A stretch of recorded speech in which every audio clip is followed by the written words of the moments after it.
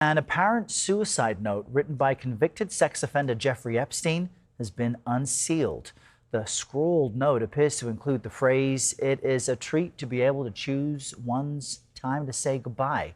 Now, CBS News has not independently verified the note.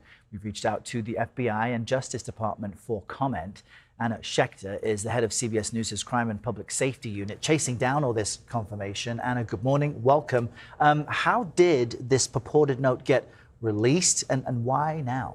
Well, the former cellmate of Jeffrey Epstein apparently found this note tucked into a graphic novel after he says Epstein tried to commit suicide. He survived this. This is from July 2019. He gave some of these details to the New York Times. He talked about it in a podcast. All of this happening from a California jail. This is someone who was convicted of 4 murders. He's trying to overturn those convictions. He finds this note, he says, gives it to his lawyer back in 2019. In 2021, it is entered into the record. His lawyer presents it to the judge handling this case, this appeals case.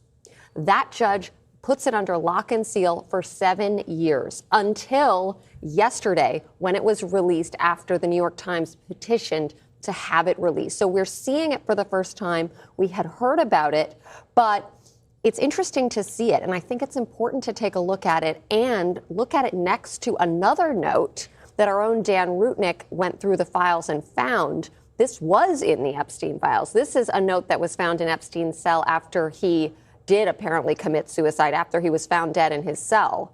And there's a similar phrasing, "no fun," written in caps in both of these notes. So I think this is really interesting. It does merit taking another look at these, taking a closer look, having a handwriting expert analyze both of these notes. It's all a little bit confusing, but it's certainly a window into Epstein's mindset potentially right before he committed suicide. And the suspicion and the conspiracy around his death was that perhaps he did not commit suicide, perhaps that it was an inside job, so to speak. You gave us a hint about this first note on Friday. So now that we see that note and another purported note, what does it tell us about the case against him and how he ultimately may have died?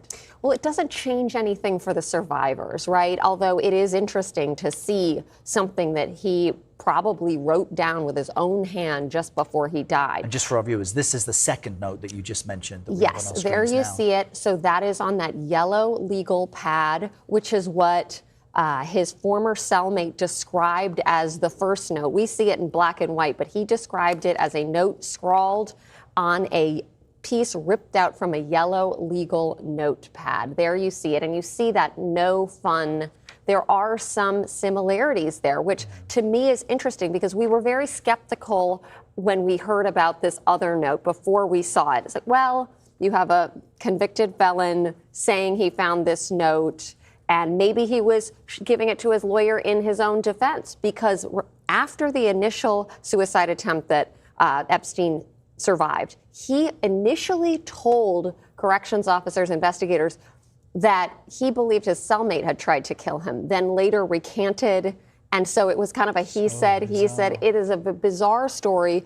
It is fascinating to see these notes, especially this one that has been under seal for 7 years, and the fact that the Department of Justice had never laid eyes on it. Right. That, to me, is actually the most interesting question here. Well, we appreciate you being on top of every angle of this, Anna. Thank you so much.